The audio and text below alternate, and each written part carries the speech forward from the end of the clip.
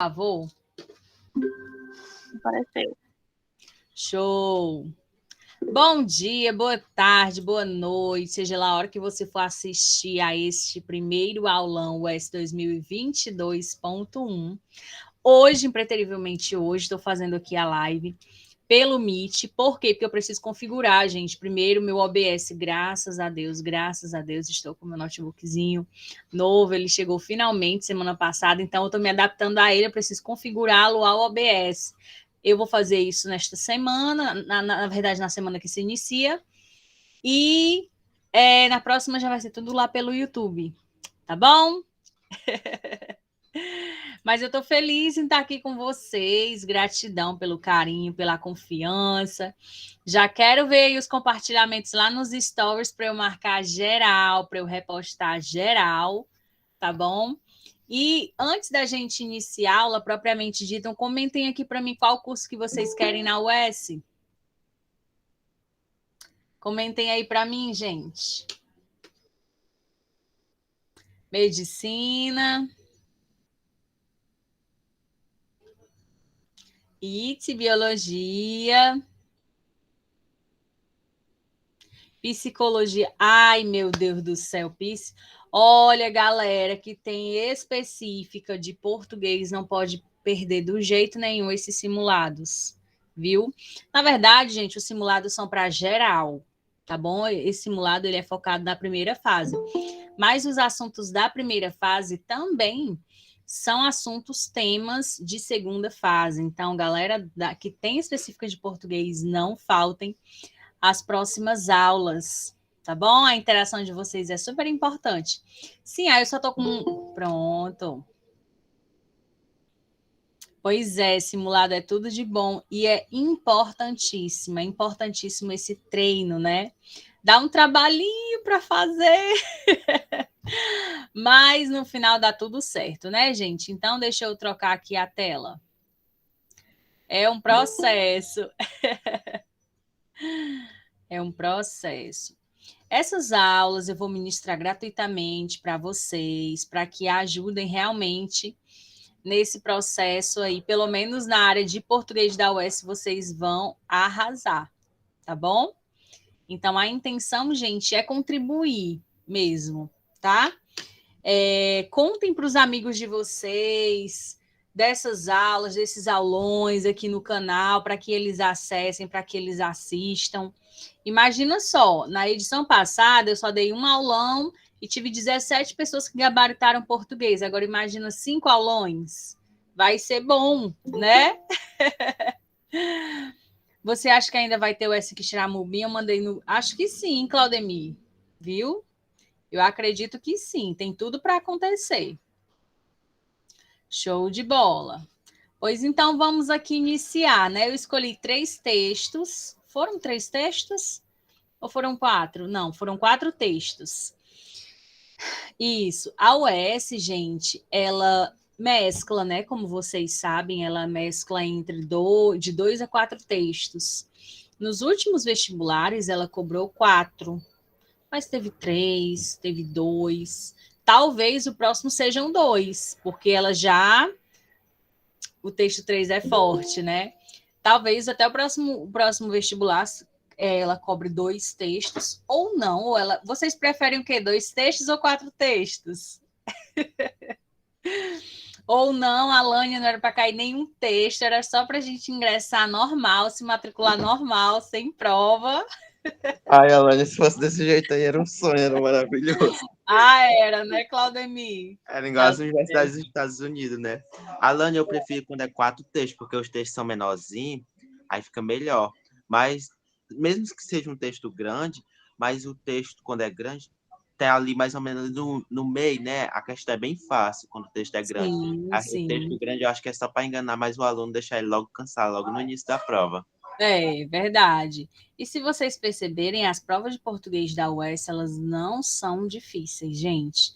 Eu até sugiro que vocês deem uma assistida no aulão de português da edição passada, tá bom? Nós tivemos aí a honra, eu me senti muito, muito, muito feliz, muito honrada, muito privilegiada. Eu trouxe um texto na aula que foi o da Cecília Meirelles. eu acho que o nosso aulão foi na sexta, ou foi na quarta, ou foi na sexta, o de português. E daí, gente, esse mesmo texto do aulão que eu apresentei para vocês, para a edição passada, na verdade, foi cobrado no vestibular. Eu só faltei desmaiar.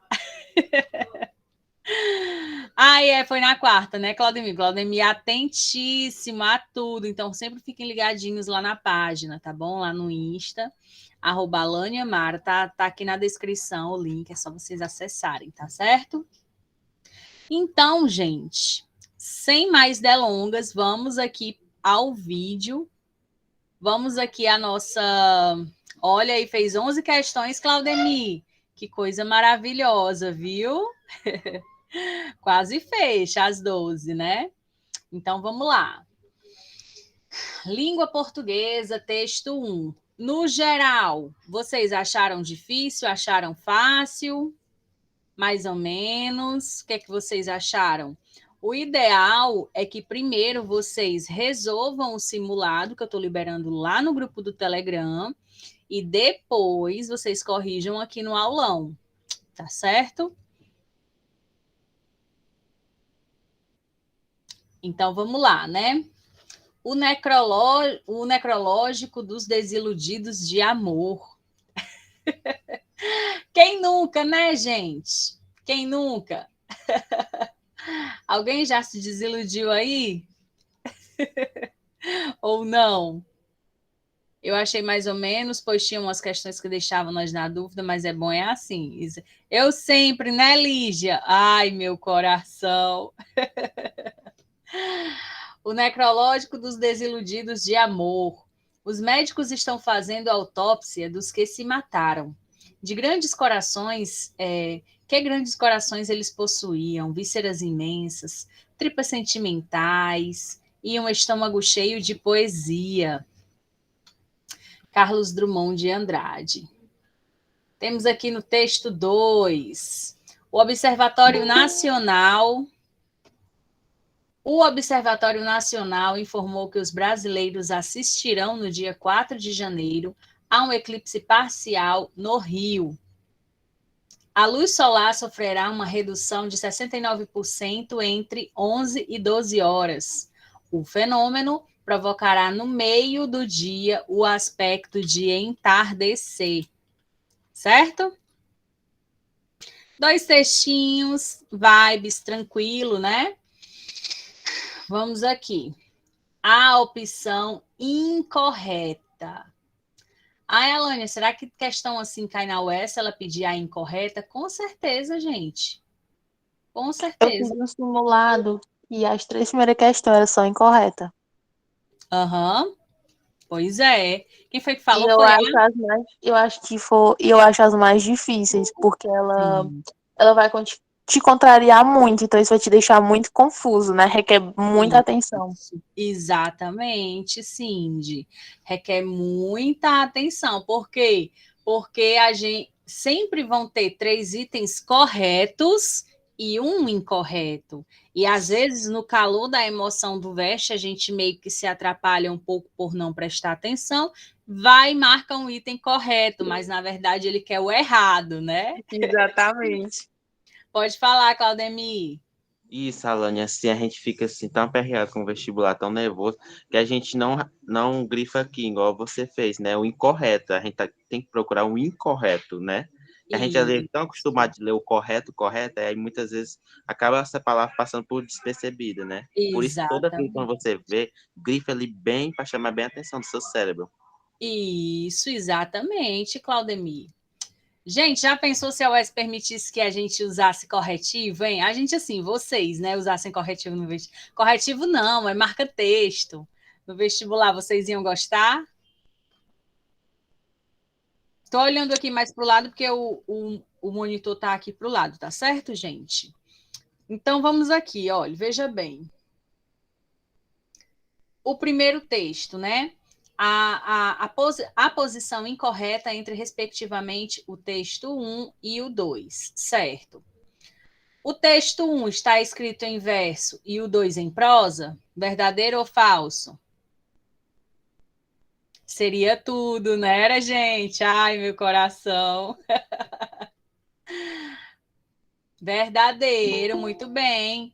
Gente, eu fiquei chocadíssima, fiquei no chão. Fiz até um post sobre a diferença entre verso, entre poesia e texto em prosa. Eu acho que foi poesia e prosa, se eu não me engano, ou foi verso e prosa, algo assim.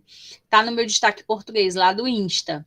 Que a redação da UES, se eu não me engano, foi na edição 2020.2, que ela disse assim: escreva um texto em prosa.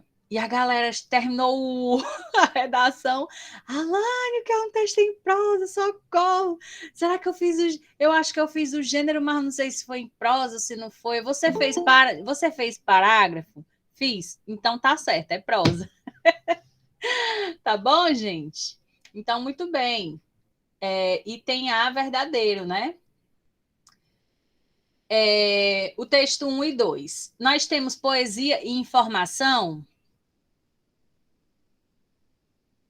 Sim, exatamente. O texto 1. O texto 1 aí fala sobre o necrológico dos desiludidos de amor de Carlos Drummond de Andrade. E no segundo nós temos uma notícia, né?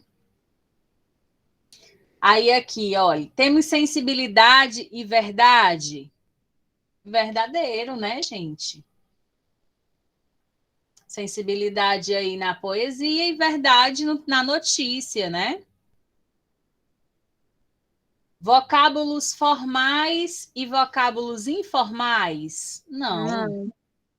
Em ambos os textos há a presença de vocábulos formais. É né? incrível quando a gente está aqui respondendo junto. Parece ser tão fácil, mas quando a gente está fazendo sozinho, meu Deus. Ô, mozona! Então a resposta é a letra D. Olha, preste atenção. Quem foi que falou foi a Subcindy, né? Eu vou falar para vocês a mesma coisa que eu falo para os meus alunos. Olha, sempre que vocês puderem, óbvio, resolver as provas de português, se houver a possibilidade, vocês deem uma cronometrada no tempo. Sabe por quê? Porque para resolver a prova de português, você leva aproximadamente de 36 minutos a 40 minutos. Isso a gente tomando como base todo o contexto da prova, né? Dividindo as 4 horas pelas 85 questões, dá 3 minutos e meio para cada questão.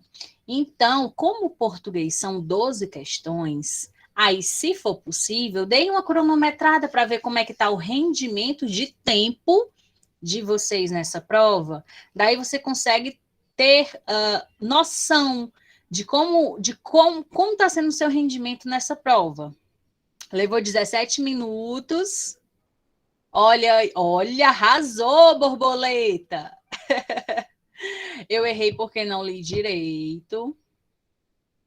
Pois façam isso, viu, Regiliane? Só para, como é que diz? Só para você ver como é o seu rendimento. Porque, gente, olha, se você pegar a prova, o horário, né, da prova e dividir pelas 85 questões, dá 3 minutos e meio para cada um. E é claro que nós assim, eu me incluo no ramo de vocês, porque eu tenho vocês comigo, a gente acaba que se mistura. Mas é claro que a gente quer o quê? Acertar o máximo de questão possível no vestibular.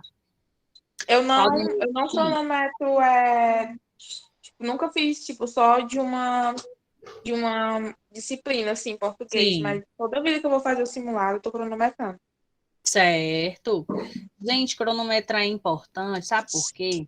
Porque você vai percebendo quanto tempo de prova você está levando. É óbvio que quando chegar no dia do vestibular, no dia 15 de novembro, inclusive, as questões serão outras, os textos serão outros, o contexto é outro, mas você já vai com a base de como é o seu rendimento de tempo, porque administrar o tempo na hora da prova é um dos pilares para se sair bem. Às vezes não é nem tanto assim a questão do conteúdo, porque a depender da questão, você consegue interpretar, você consegue concluir as informações dentro do próprio texto, mas o negócio é o quê? Administrar o tempo, tá certo? Olha aí, Edilane, a incorreta, isso, tá bom? Quanto aos trechos destacados no verso, cadê? Grandes corações, bora grifar aqui. Olha, temos aqui grandes corações, vísceras imensas e tripas sentimentais. Ai, gente, eu adoro cores. Eu acho que é tão bom trabalhar com cores, né? Dá uma, não sei, a gente aprende mais, assim. Talvez porque eu sou uma aluna muito visual, sabe? Aí eu gosto de pintar tudo, enfim. Vamos lá.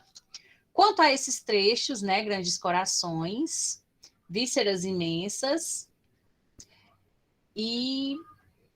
Foram só essas duas? É correto afirmar que são exemplos de figuras de linguagem denominadas. Vocês marcaram qual?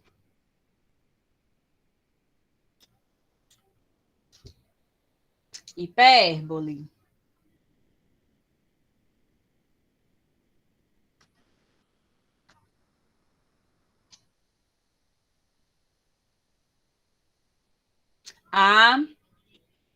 Essa questão ela é capciosa, né? Ela é capciosa, ela pega a gente.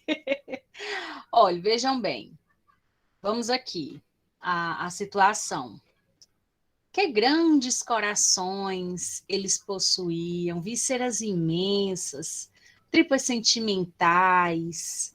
Isso aqui, gente, tá no sentido de exagero? Tá no sentido de, caraca, que víscera grande que ele tem, que coração grande que ele tem. Será que ele tem coração crescido? Tá nesse sentido? Tá no sentido do exagero? Porque a hipérbole, ela é a figura de linguagem do que, gente? Exatamente do exagero. Certo? Achou exagero? Só que no caso deste texto, aqui não é exagero. Aqui é o quê? Uma metáfora. Porque a gente aprende que a metáfora ela é uma comparação subentendida. Ok. Só que também a metáfora ela pega um termo e tira aquele termo do sentido dele original e transpassa o sentido dele, certo? Aqui ele está falando assim, ó. Os médicos estão fazendo a autópsia dos que se mataram. Aqui a gente está falando de quem? Das pessoas desiludidas de amor, certo? Que grandes corações. Isso está no sentido de um coração enorme, de exagerado? Não. Que coração bondoso, que coração amável. Vocês entenderam que esses grandes corações não está no sentido da hipérbole, mas está no sentido de transpassar o sentido de corações grandes? No sentido, é o sentido metafórico. Entendeu? Que vísceras imensas, que entranhas, não é no sentido literal de entranhas grandes, de vísceras grandes. É no sentido de ele ter entranhas que cabe muito amor. Entendeu? É isso.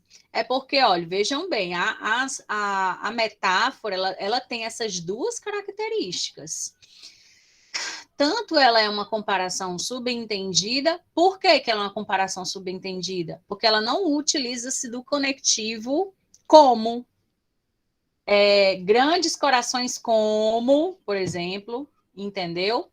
Ela é uma comparação subentendida. Porém, ela também tem o sentido de transpassar o sentido real de uma palavra. É isso mesmo, pessoal, de sentimento exagerado, né? Então, a resposta é a letra B de quê? B de bolo de chocolate. Ou vontade de comer um bolo de chocolate. B de quê, gente?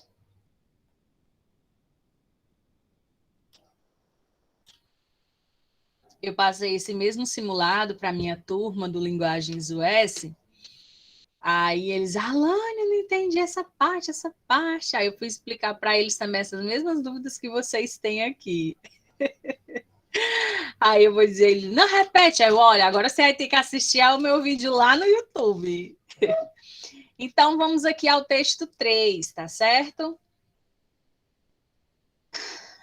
Alguém de vocês, exceto o Claudemir, que eu já sei que o Claudemir está em todas, alguém de vocês já tinha assistido alguma aula comigo, algum simulado assim comigo ao vivo?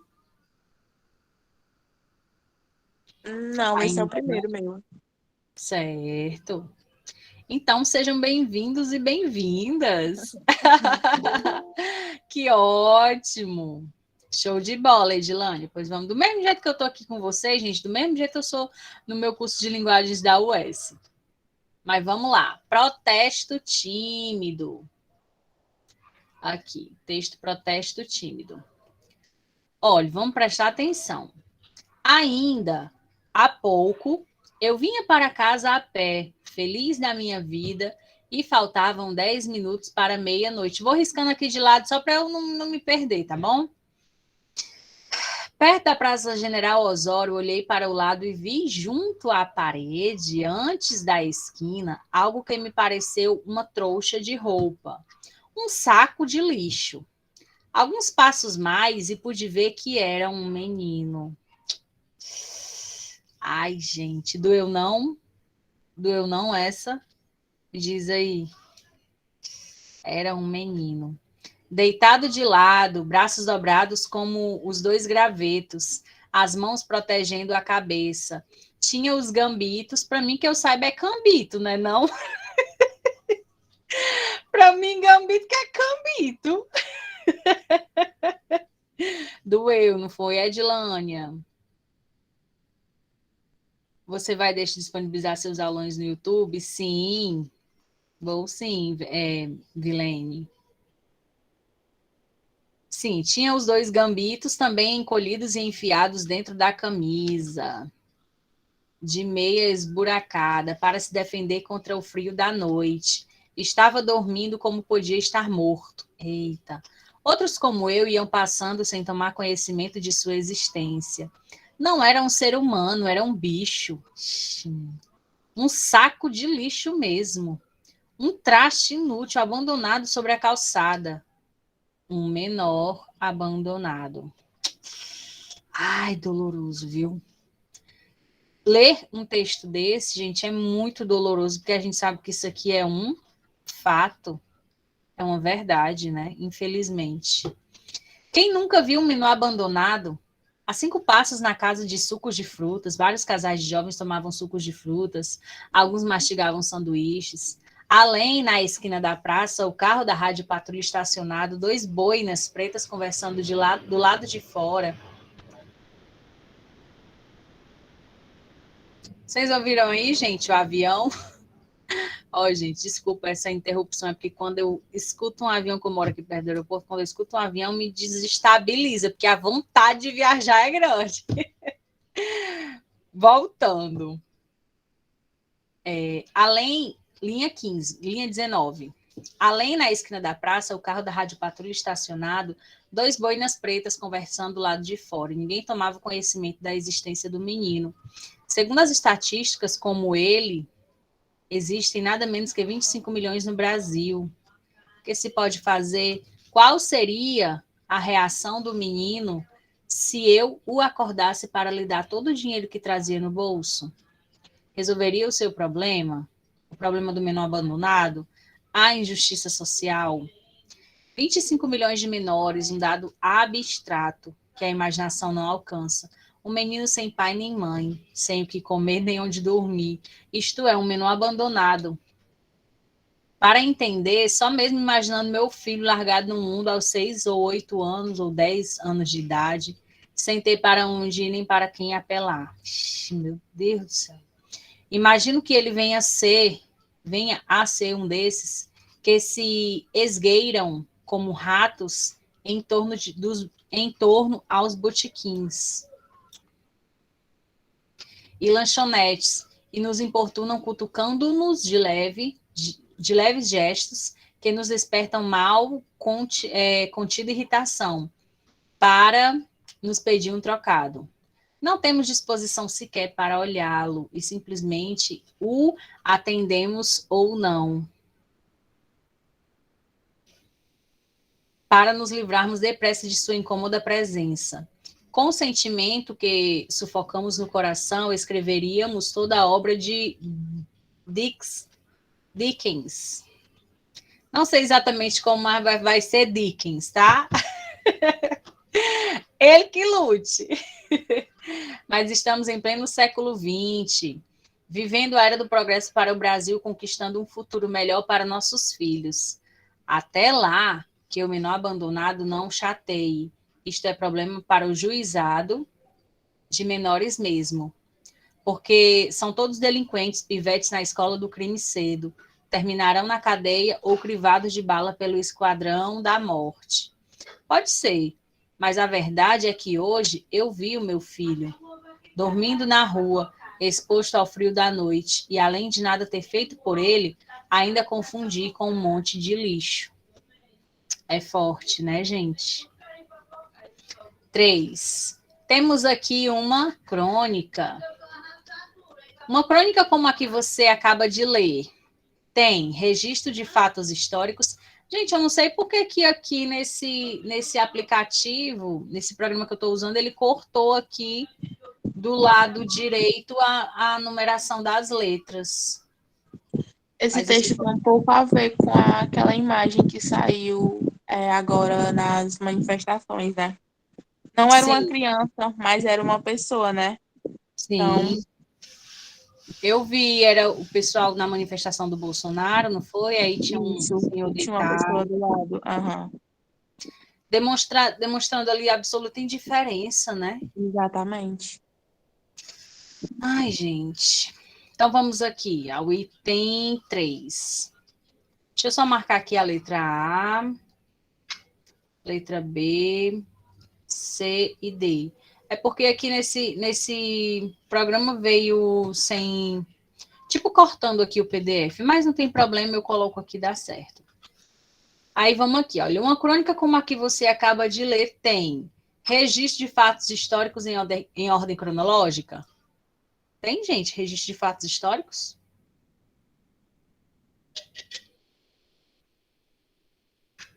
Não, né? Fatos históricos, não.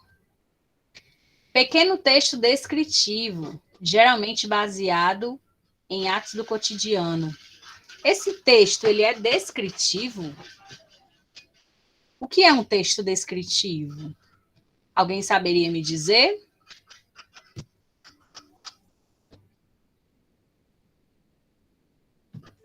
O texto descritivo é algo que descreve alguma coisa? Isso, o texto descritivo ele tem a função máxima de descrever.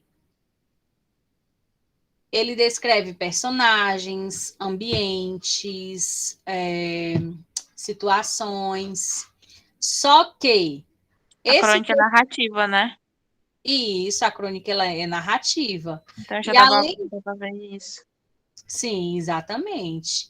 O descritivo, a predominância de verbos no tipo de texto descritivo é verbo de ligação. Como é um verbo de ligação? Por exemplo, se eu disser... vamos lá, Claudemir é muito estudioso. O verbo de ligação, ele liga quem? O sujeito ao predicado. Então, na maioria dos verbos de texto descritivo, vão aparecer mais verbos de ligação, que não denotam ação, que só denotam verbo para ligar uma característica, certo? E, além disso, a gente pode ver que nesse texto Até dados estatísticos ele mostra aqui, né? Então, não é aqui, ó, na linha 23. Tá vendo aqui? Então, não, ultrapassa a esfera de um texto descritivo, certo?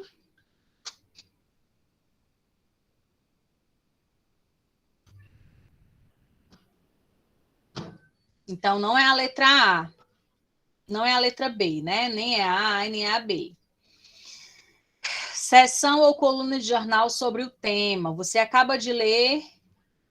Ó, uma crônica como a que você acaba de ler tem uma seção ou coluna de jornal sobre um tema especializado.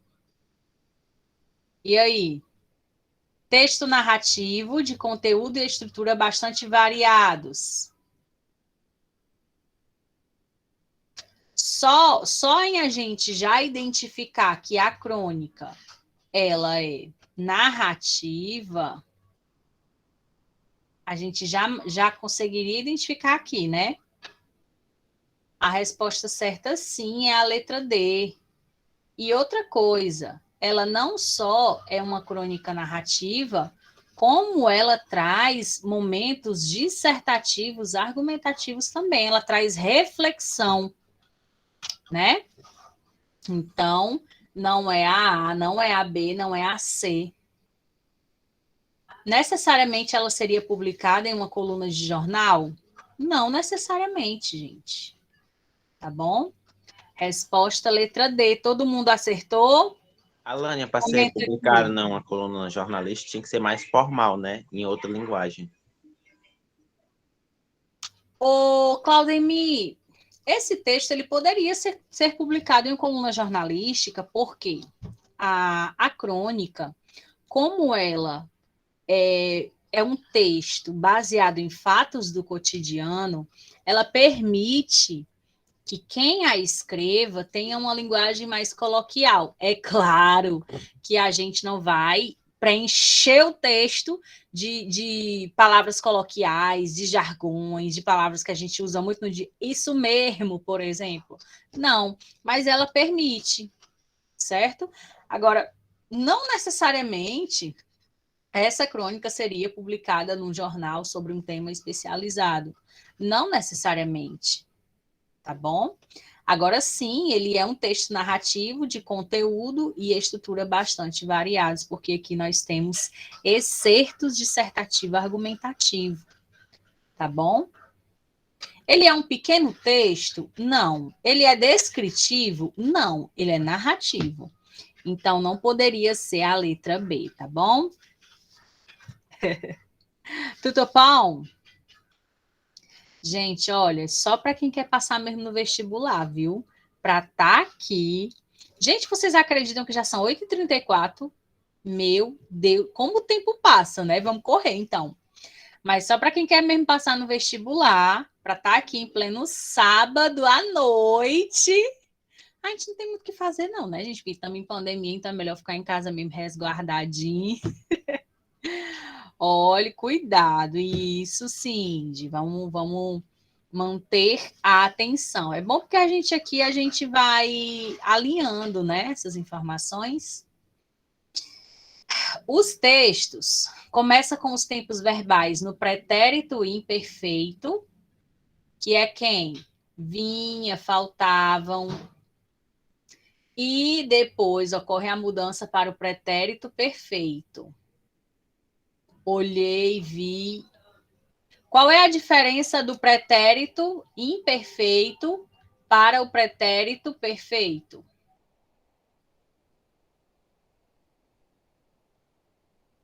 Vai dar tudo certo, borboleta. É sim, Nailane. Vamos aproveitar com toda certeza esses aulões. Sim, aí como é mesmo, hein? Calma, gente. Um de cada vez. Qual é a diferença entre o pretérito imperfeito e o pretérito perfeito?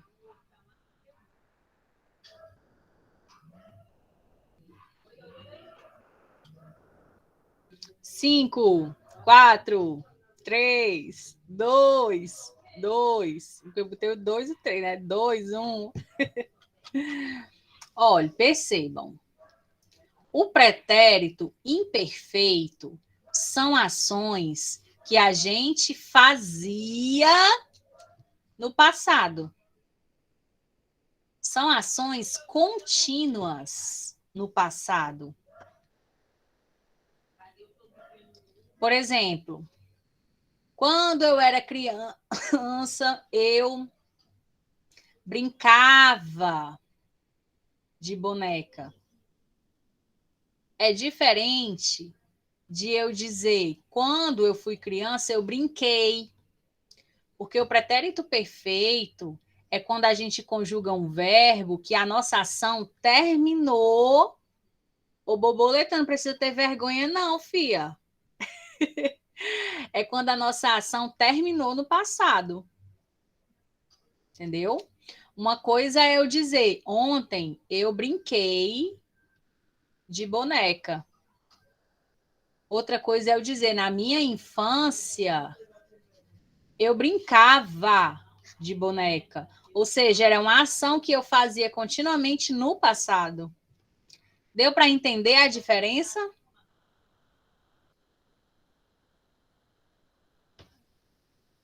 Então, vamos aqui. Apagar aqui a lousa bem rapidinho. Essa mudança do pretérito imperfeito para o pretérito perfeito marca a passagem de quê? Do passado para o presente, da descrição para a narração, do impessoal para o pessoal, do geral para o específico?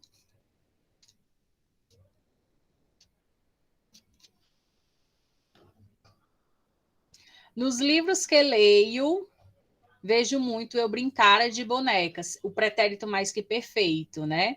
O pretérito mais que perfeito, ele é utilizado, ele é um passado de um passado. Por exemplo, vou dar um exemplo aqui. Português poderia ser mais fácil, né? Ah, é. Olha, o pretérito mais que perfeito, ele é o passado de um passado. Como é isso? Vamos supor que a nossa aula é presencial e eu comecei a aula às 7 horas. Aí vamos supor que o Claudemir chegou 7h30. Aí o Claudemir vai dizer assim para a Cindy: Cindy, quando eu cheguei, a aula, a Alânia já começara. São duas ações que aconteceram no passado e que a ação do Claudemir foi depois de uma ação mais passada. Qual foi a ação mais passada? Eu iniciei às 7 horas. Qual foi a ação de um passado mais recente? Foi o Claudemir chegar atrasado. Então, quando eu cheguei, elas já começaram.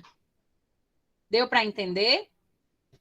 O pretérito mais que perfeito. Show!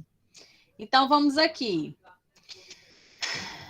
Olha, se ele está falando que ele sai do pretérito imperfeito para o pretérito perfeito, a gente não pode sair do passado para o presente se os dois seguem no pretérito. Não é muito utilizado, né, Edilane? É verdade. Ele sai da descrição para a narração, verdadeiro. Por quê? Porque a narração ela tem como característica o pretérito, verbos no pretérito, no geral, mas o pretérito perfeito. E o imperfeito, como denotações contínuas no passado, remete à descrição, tá? Ele sai do impessoal para o pessoal? Não, gente, de jeito nenhum. Do geral para o específico? Também não. Resposta letra B. Acertaram? Acertei!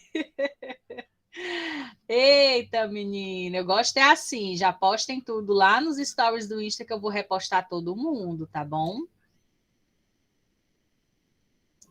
A aula que sai toda arriscada, mas faz parte do processo, né? Então, muito bem, até agora, ó, foram 4 questões. Vocês acertaram quantas de 4? Quantas questões de 4 questões? Comentem aí no chat. 3. Muito bem. Olha aí, tá muito bom o rendimento de vocês. Vamos melhorar cada vez mais, Edilânia. O uso da primeira pessoa na crônica tem um efeito de construir uma narrativa impessoal, já que o cronista é observador neutro. Verdadeiro ou falso?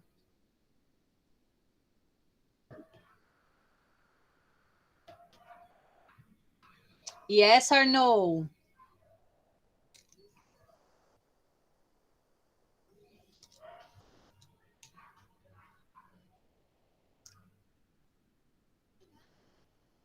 Verdadeiro ou falso, gente?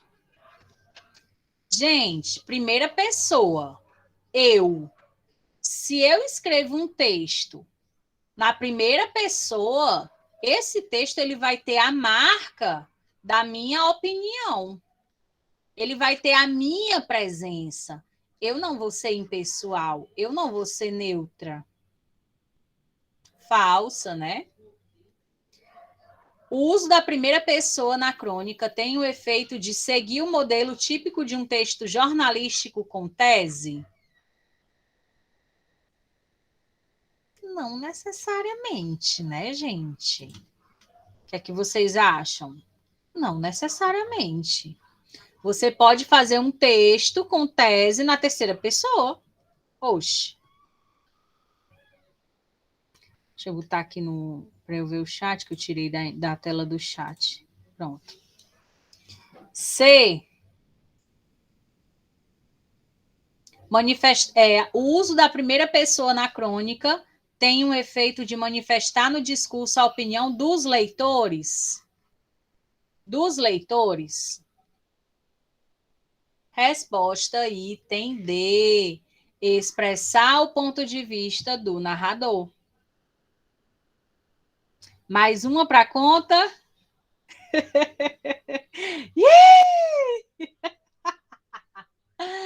Ai, como eu amo. O tom predominante na crônica é de comiseração, remorso, revolta, desprezo. É qual?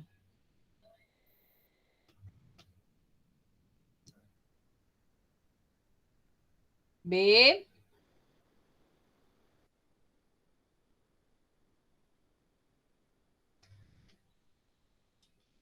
Ó, vamos aqui ao final. Ao final aqui da crônica. Espera aí. Onde é que tem um ponto? Tá aqui. Mas a verdade é que hoje eu vi meu filho dormindo na rua, exposto ao frio, à noite, e além de nada ter feito por ele, ainda confundi com um lixo.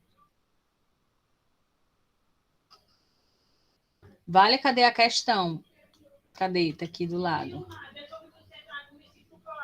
Seria comiseração, remorso, revolta, desprezo? Então, a gente já anula aqui quem? O desprezo.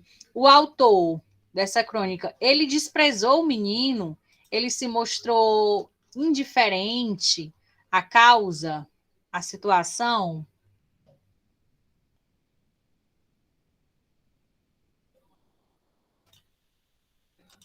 Hum?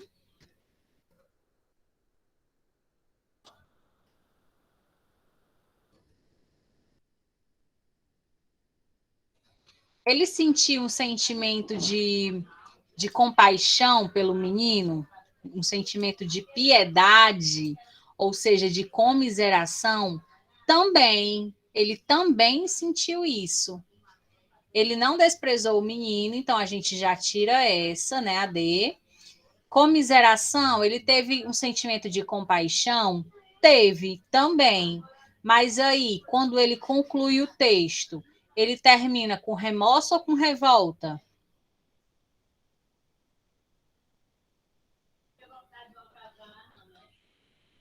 Exatamente, ele termina com remorso.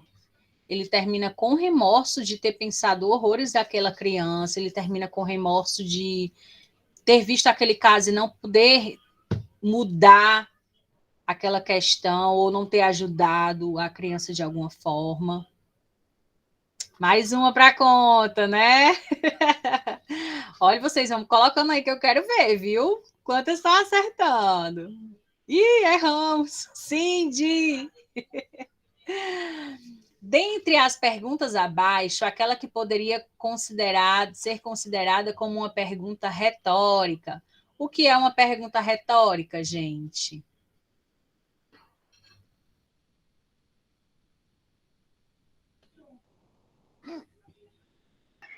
Que não precisa de uma resposta.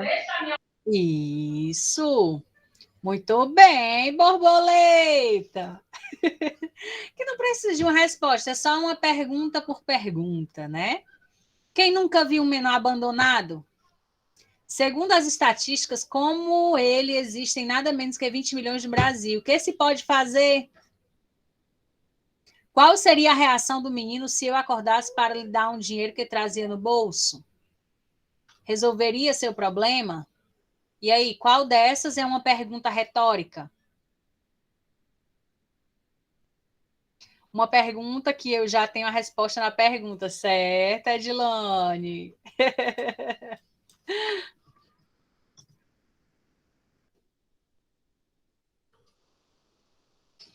Então, qual é a resposta?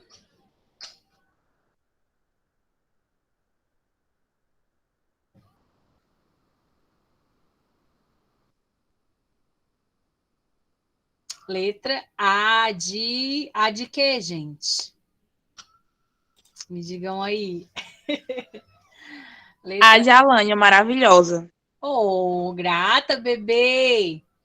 Um beijo.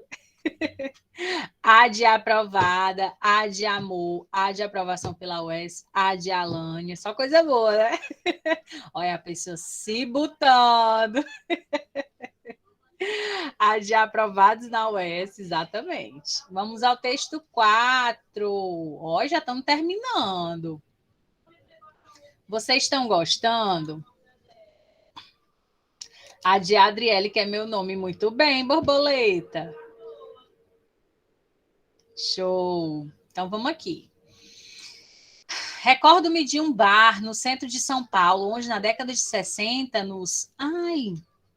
Ô, gente, eu esqueci de colocar o título desse texto. Mas deixa eu colocar logo aqui o título, porque o título ele é fundamental. Espera aí. Tem uma... Vocês me perdoem que nesse texto eu esqueci de colocar o título. E tem uma questão sobre o título. Ah, tá aqui, ó. O título do texto é esse aqui, ó. Deixa eu grifar aqui. Da livre manifestação ao vandalismo. Esse é o título do texto, tá? Desculpa, gente. Na hora que eu estava formatando, eu esqueci. Real, assim, passou desapercebido. Mas no próximo isso não vai acontecer, tá bom? Então, é esse aqui o título. Da livre manifestação ao vandalismo. Então, vamos aqui ver do que se trata. Recordo-me de um bar no centro de São Paulo, onde na década de 60, nas toaletes aparecia a seguinte inscrição: não risque as paredes. Se você acredita que seu pensamento seja tão original a ponto de merecer sua inscrição aqui, não se constranja. Procure a agência e nós mesmos nos encarregaremos de autorizá-lo. O mesmo raciocínio vale para os pichadores. Se o que eles têm a manifestar tem algum valor artístico ou filosófico, sem dúvida existirão proprietários de muros dispostos a permitir-lhes a inscrição. Agora, pichação de bens públicos ou de muros particulares, a revelia do proprietário não é manifestação artística, é vandalismo. E, como tal, deve ser coibido. O dever do Estado é proteger a propriedade de todos da sanha de cada um e a propriedade de cada um da sanha de todos. A pichação de bens públicos ou particulares viola ambos os princípios e, portanto, é dever da autoridade competente tomar medidas coercitivas. Eu, como milhões de cidadãos, gosto de ver minha cidade limpa. Faço minha parte de um lado mantendo meu muro pintado e de outro pagando impostos, para que a prefeitura faça o mesmo com nossos monumentos. Se os pichadores têm seus direitos de se expressarem-se livremente, eu também tenho os meus de querer minha cidade em ordem e bonita, com uma diferença. Eu pago impostos para exercer minha cidadania e eles tão somente adquirem uma lata de aerosol. Ai, foi difícil esse texto também, né? João Melo Neto. Vamos aqui. Questão 8. No título 4, a expressão livre manifestação. Vamos ver de novo o título. Está aqui. Da livre manifestação ao vandalismo.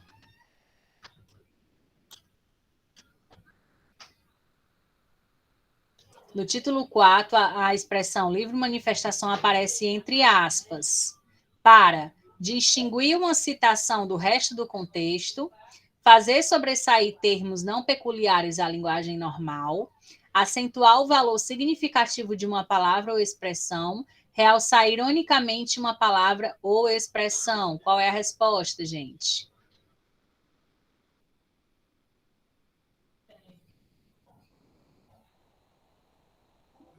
Alan, essa questão aí dá para a gente responder com o nosso conhecimento de mundo, porque toda vez quando a gente fala ironicamente, a gente coloca assim, um entre aspas, com o dedo, né? Isso, exatamente. Isso aqui é uma questão de interpretação textual. Realmente é inferir a ideia do autor, né? Exatamente, letra D, realçar ironicamente uma palavra ou expressão. Tá bom? Só lembrou disso? Olha aí, a Neiliane. Exatamente.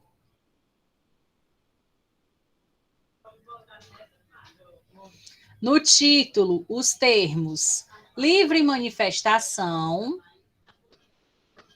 e vandalismo representam duas maneiras de encarar o mesmo fato.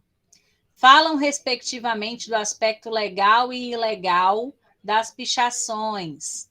São argumentos favoráveis ao aparecimento de pichações. Indicam o pensamento das autoridades sobre as pichações. Qual é a resposta?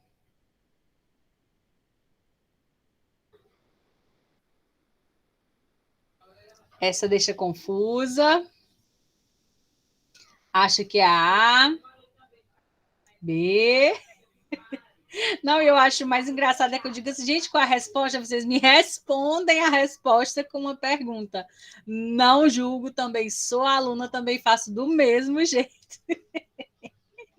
Estou com dúvida, mas acho que é a A. Certo, então vamos aqui. Aqui, ó. A resposta é exatamente a letra A. Representam duas maneiras de encarar o mesmo problema. Ele pode encarar enquanto livre manifestação ou enquanto vandalismo. Tá certo? Segundo esse autor aqui, qual dos dois ele encara? A crítica dele traz a ideia de quê? De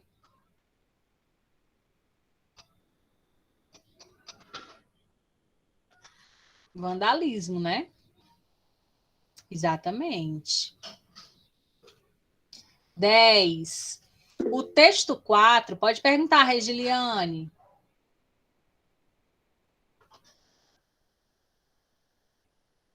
Pode perguntar, Regiliane. Nada a declarar? Tudo bem.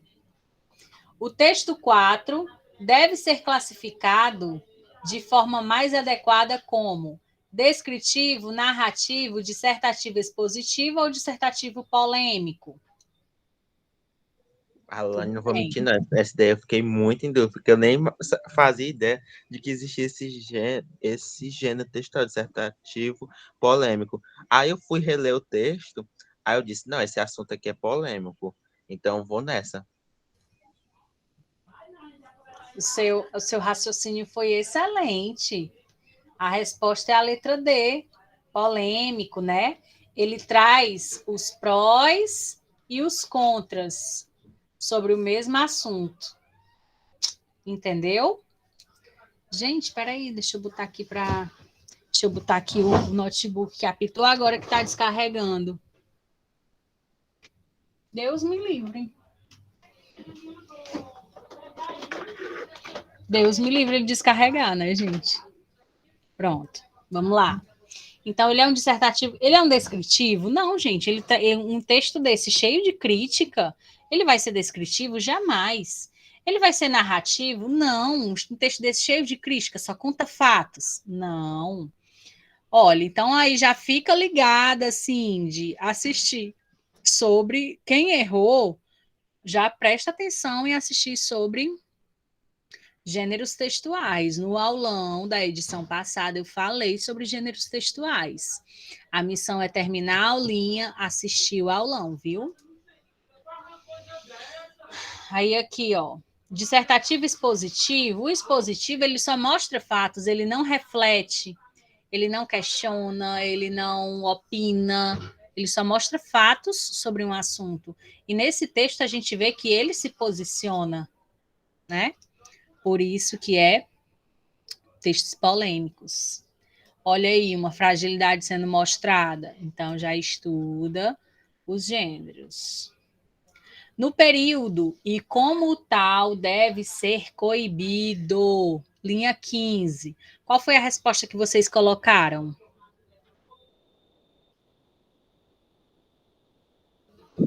Esse tipo de pergunta eu acho um pouco difícil, porque, Isso. né? Porque tem que prestar muita atenção. Sim. Às vezes você acha que é uma coisa e perde por besteira. Exatamente. Esse tipo de questão aqui é o de coesão textual. Lá no aulão que vocês vão assistir, tem também esse assuntinho aqui, ó. Vamos analisar aqui na linha 15. Ó, presta atenção. Vocês nunca vão ler uma parte do texto só do que ele colocou. Vocês leem um pouquinho antes, certo? Onde é que tem um ponto antes? Ó, ele vai considerar essa parte a partir daqui, ó. E como tal, deve ser coibido. Ok, já identificamos a parte. Vamos ler um pouquinho antes. Ó, agora, pichação de bens públicos ou de muros particulares, a revelia do proprietário não é manifestação artística, é vandalismo. E, como tal, deve ser coibido. Qual é a resposta?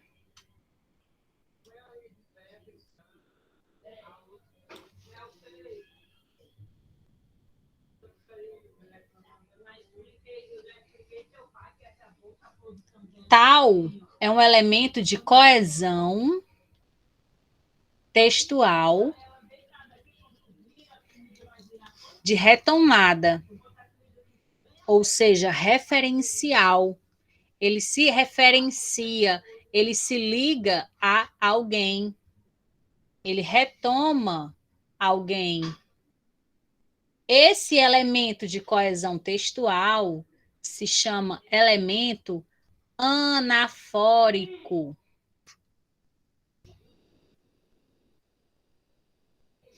Então, a resposta é a letra C de casa. Bota fé que vai rolar, bota fé que vai bombar. É isso mesmo. Alguém disse que ia botar fé e botou fé. Deu para entender, Regiliane?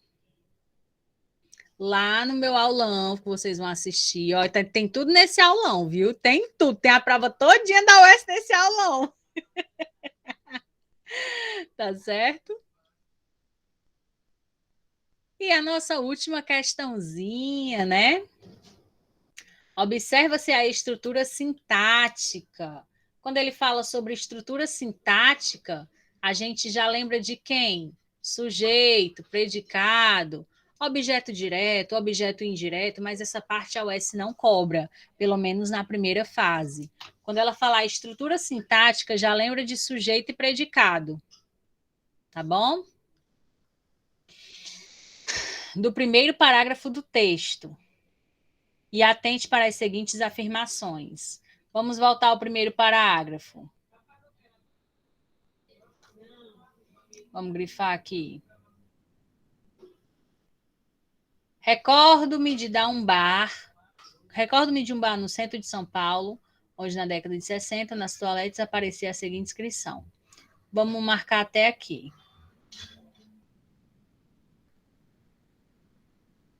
Pronto. Isso aqui. Aí, vamos voltar à questão, tá bom?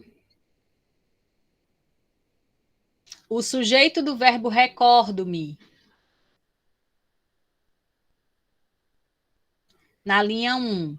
É indeterminado, pois não vem expresso na oração e não há como identificá-lo, verdadeiro ou falso. Recordo-me. Não dá para identificar quem é esse sujeito dessa oração aqui? Não dá para saber quem é, gente. Yes or no? Quem é o sujeito dessa oração? Primeira pessoa. Eu. Exatamente.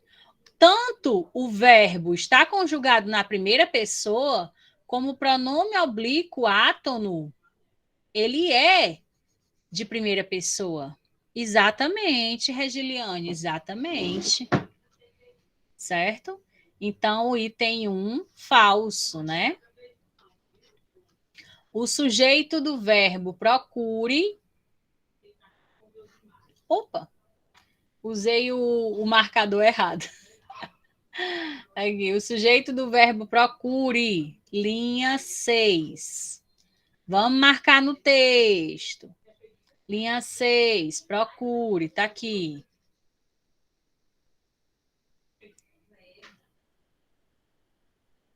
É o mesmo de acredita, se você acredita, linha 4. Onde é que está o acredita? Tá aqui. Vamos ver aqui. Não risque, começando aqui da linha 3. Não risque as paredes. Se você acredita que seu pensamento seja tão original ao ponto de merecer sua inscrição aqui, não se constranja. Procure. Procure quem? Procure você. Então, sim, é o mesmo sujeito. Certo? Item 2, verdadeiro. O pronome pessoal nós, em nós nos encarregaremos de autorizá-lo, na linha 6. Indica que o sujeito da oração é composto, pois possui 2 núcleos. Verdadeiro ou falso? O sujeito nós é composto ou é simples?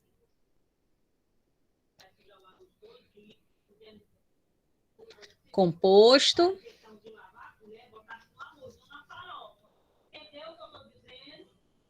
Certo. Vamos aqui.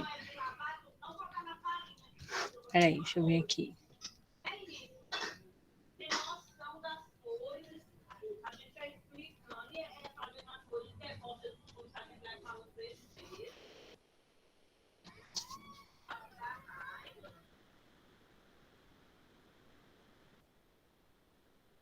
Prestem atenção.